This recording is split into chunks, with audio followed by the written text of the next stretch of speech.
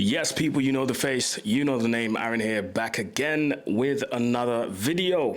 Shout out to everyone tuning in. Shout out to everyone showing love and support every single time, every single video. Make sure you hit the like button, subscribe, share, comment, all of that good stuff. And listen, you've seen the title, you've seen the thumbnail, especially the thumbnail, and we'll talk about it, but it's official. The game has ended a couple of minutes ago. Portugal win their second UEFA Nations League after beating Spain 5-4 on penalties in the UEFA Nations League final at the Allianz Arena in Munich. And with that, Portugal have won their second, not straight, but their second UEFA Nations League title. Remember, they were the first to win. Yeah, they were the first country to win the very first UEFA Nations League edition, and now they have won their second UEFA Nations League trophy. And whoa, this game, I did not expect this game to go all the way to penalties, if I'm honest with you. The most I could have seen was probably, I would say, extra time. I did think in extra time things were going to be decided, but you know, the teams that were playing, or the two teams I should say, went all the way to penalties. Loads of things happened. I don't think I'll be able to reconstruct every single action of the game. I'm only going to try and go off what I can remember. But the game, within the 90 minutes, it was a very good game. I think it was a good game. I think there was a lot of high quality football played. It was better than the game that we watched earlier, you know, the France-Germany game, which is probably why I didn't do a reaction, if I'm honest with you, because the quality in that game wasn't the best. And I don't think there was much to talk about on both sides, you know, France and Germany. But this is not about them. This is about Portugal and Spain. And I have to say, first things first, credit to Portugal, man. Credit to Portugal, because I was doubting them. And, you know, I'm not afraid to hold my hands up and say, listen, I was wrong. So I'll be the first one to say that I was wrong about this team. And I'll be the first one to say that I was wrong about Roberto Martinez. Because at the start, again, for me, the lineup was completely wrong. He did this thing again where he played João Neves as a right back, and then João Neves was meant to tuck in and invert whenever the Portuguese team was in possession. But it just didn't work out, because technically, on a technical level and in terms of possession, Spain were just better. Spain were just way better than Portugal. You have to say it. And I think you could tell by the way they were playing. They were holding the ball better. They were knocking it around better. There were certain phases where Spain would play quick football, draw a couple of players out from Portugal's side, and that would leave acres of spaces for Spain to go in behind, which is how they scored their two goals, to be honest. The first goal, I don't know what was happening in that defense. I don't know why they couldn't get rid of the ball there, but Spain got the goal. Portugal then equalized. Spain went ahead again, and that movement for that 2-1 was absolutely outstanding for me. The way Spain were playing balls into that defense, or the way their passes were cutting through, not even their defense, but were cutting through Portugal's midfield was incredible. And this is where probably, and yeah, obviously they go on a counter-attack. They break away. A lovely ball is played into the path of Oyarzabal, who had made the run in behind Inacio, and he scores the 2-1. And this is where I'll probably open up a bracket a little bit and talk about a player who wasn't on the winning side today, but Dean Howson. Yeah, there's a reason why Real Madrid bought this guy. There's a reason why, because this guy, again, he's on the losing side today, and people are probably not going to pay attention to that. But the amount of passes this guy was playing, that was splitting. And when I say splitting, I literally mean splitting. The amount of passes that Dean Howson was playing, that was splitting through Portugal's midfield, splitting through Portugal's defense sometimes. Whether it was balls on the ground that he was playing, boom, fizzed it straight through Portugal's midfield. Somebody would receive it on a half turn and then go. Or sometimes he'd play crazy passes in behind Portugal's defense, and they would land on the left-hand side from Dean Howson's view. On the left-hand side where Nico Williams was playing. Like, the amount of times it would successfully he would successfully play those passes was ridiculous. And again, there's a reason why Real Madrid bought him, and I can definitely tell why. And with the way Xabi Alonso likes to play football, yeah, he's going to be eating with those passes. Whoever plays on the left, and it is Vinny. Sometimes it can be Mbappe, it can be anyone. But whoever's going to be playing on that left-hand side for Real Madrid predominantly next season is going to be eating for fun, because those passes from Dean Henderson, especially the long ones in behind, they're crazy. They're absolutely crazy. 20 years of age. As comfortable as ever on the ball. Yeah, that was ridiculous. And again, it's unfortunate that he's on the losing side, but that was an outstanding performance, I have to say. You know, take away the goals and take away, the goals that they conceded. That was a really good performance from Dean Henderson. So I'll have to put that one in. Another one that I really like and someone I appreciate a lot is Pedri, man. I mean, some of the football that Spain were displaying, and again, losing on penalties, anyone can lose on penalties. It's just unfortunate, really and truly. But Pedri is another one. Technically, the ceiling is incredibly high. Incredibly high. And Spain are going to be, don't get fooled by this result. Spain are still one of the top teams, not just in Europe, but in the world. Like next year, not to take anything away from Portugal, but Portugal can go all the way to the final. They could, you know, put together a decent run. But Spain, for me, there's no doubt that they can go all the way to the final. With the way they played at the Euros and the football that they displayed, I've got no doubt in my mind. With the players at their hand, the players available for Luis de la Fuente, yeah, it's crazy. It's crazy. The roster is absolutely insane. So, you know, commiserations to Spain. It happens. Everybody, you know, loses on penalties. Even though, you know, when Morata stepped up, you kind of knew. You just knew, you know. It's one of those things where I'm not throwing shade at Morata, but as soon as he stepped up, you just knew. So, bit of a disappointing performance today from Lamine Yamal, I have to say. You know, some say he talks the talk and he walks the walk, but this is probably the first time, I'll say ever, that I've seen him just absent. And I don't know what it was. Like, it's not that he played bad, but he was just absent. He wasn't there. It's like he was elsewhere in his mind. Like, simple stuff just wasn't coming off. You know, passes and getting dispossessed, and he got absolutely smoked by Nuno Mendes. But we'll get to Nuno Mendes in a minute. Got absolutely smoked for that equalizer, for Portugal's equalizer. I don't know. It just didn't seem to be Lamine Yamal's day. You know, usually he'd play with confidence and, you know, he goes past people with ease. But again, he was up against a very, very good left back today. And some of the stuff that he usually does, it probably just came off once, I would say. And that was for Zubimendi's goal. You know, he's on the right-hand side, drifts in, and he loves them floated passes into the box, which are incredibly difficult to defend. I would not want to be a centre-back playing against Lamine Yamal, because those floated passes into the box, they're extremely, extremely difficult to defend against. Like, it's an absolute nightmare. I would prefer you put in a well-weighted, not even well-weighted, but I would prefer as a central defender, you put in a very strong cross and I can just head it away. But them floated ones, yeah, it's a nightmare, absolute nightmare. And Lamine Yamal knows that. And more often than not, when he puts in those type of crosses, something comes off. And today, it was the goal.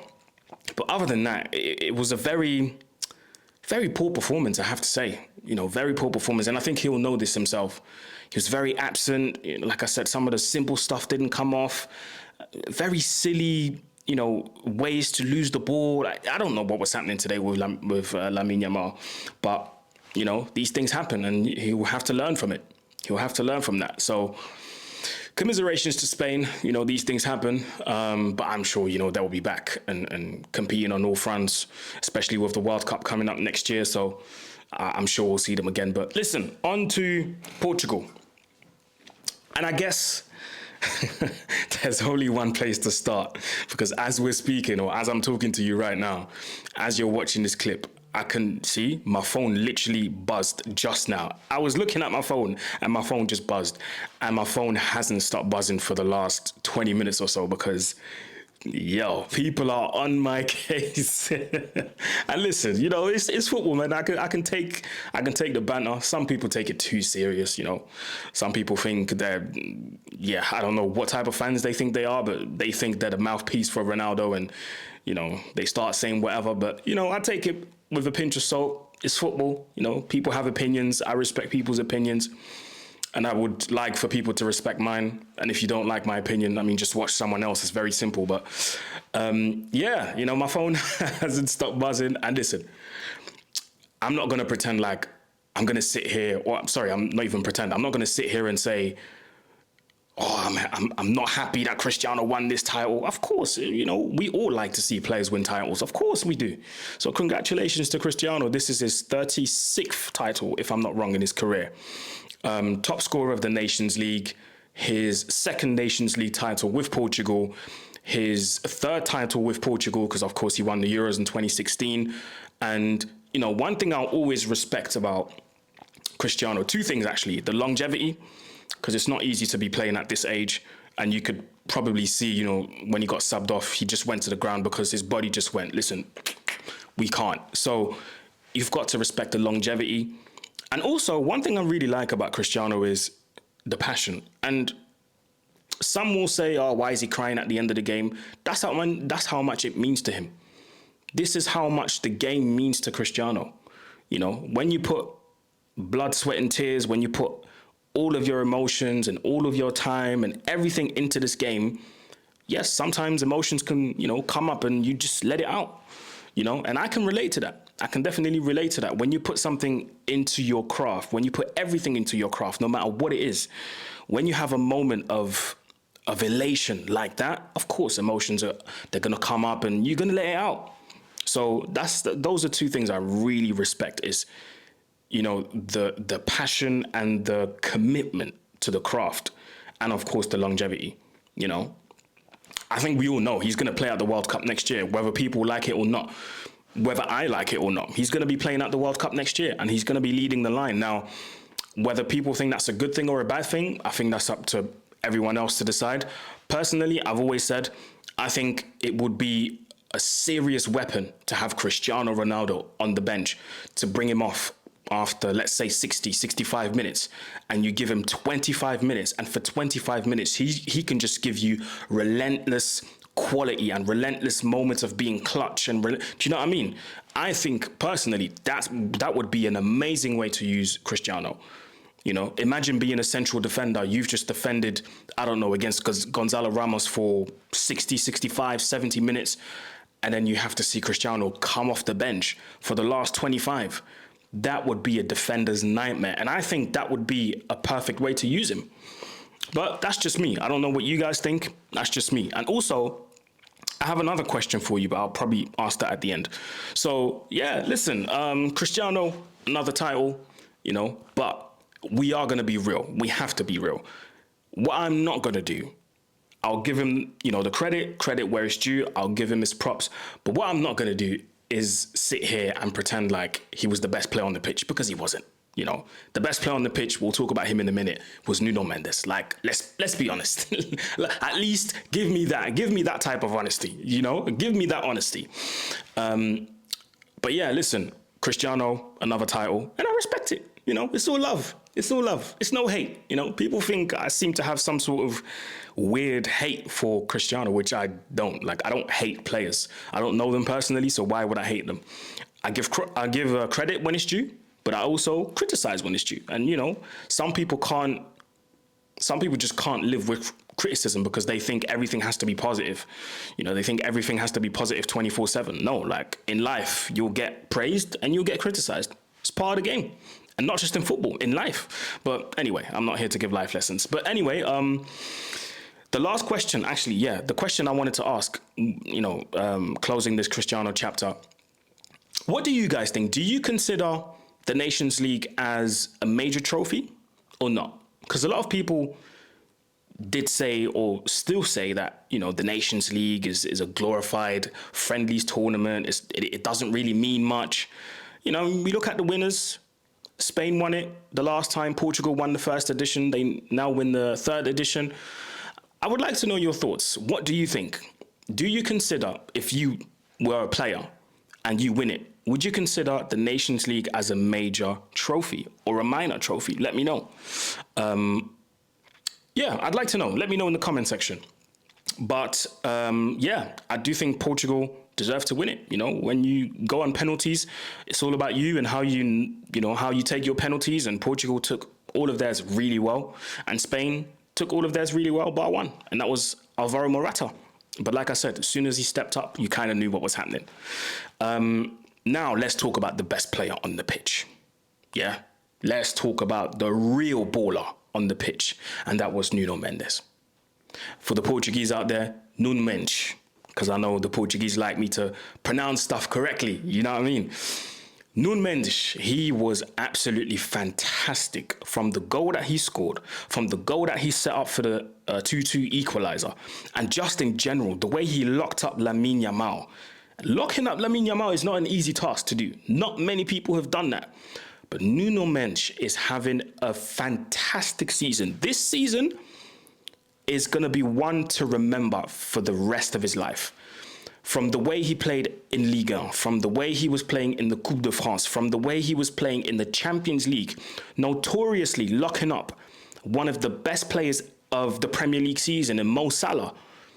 Liverpool fans are, they're still having nightmares about this, but overall, it's just been a fantastic season from Nuno Mendes. Like, the way he projects himself forward, fearless. He's got a good strike on him as well. Lord have mercy, that strike. As soon as that ball left his foot, I knew where it was landing. I knew it. And the way he just breezed past Lamine Yamal, like he wasn't even there. Lamine Yamal, to be fair, had to do better there. Defending-wise, that was not good. I mean, jogging back like that. If I was De La Fuente, I'd be having some words with him because, yes, you're an incredible player, but you can't be having that. But again, all credit to Mendes because the way he just breezed past everyone, defending was excellent. Going forward, it was excellent. Sometimes, he had a couple of seconds to put in a few skills here and there. Like took his penalty well as well during the penalty shootout. Honestly, Nuno Mendes was absolutely fantastic. Fantastic baller. And honestly, PSG fans, you guys are lucky because you guys have won for years to come. And the Portugal national team as well. So I'm a big fan of Nuno Mendes. When he was linked to Man United, I was like, can we get this wrapped up, please? But then he signed a new deal with PSG, and rightfully so, because he's excellent for them. Excellent footballer. Nuno Mendes, fantastic. Absolutely fantastic. And last but not least, Roberto Martinez. Now listen, does that mean I think he's an incredible coach all of a sudden? No, I don't. But I'll still give him the credit that he deserves, His first title in 12 years. The last title that he won, the last trophy that he won was in 2013 with Wigan when he won the FA Cup. And 12 years later, he wins the title, the UEFA Nations League title with Portugal. And you know what? It will do him some good. It will do him some good. His first international title after he bottled it countless times with Belgium.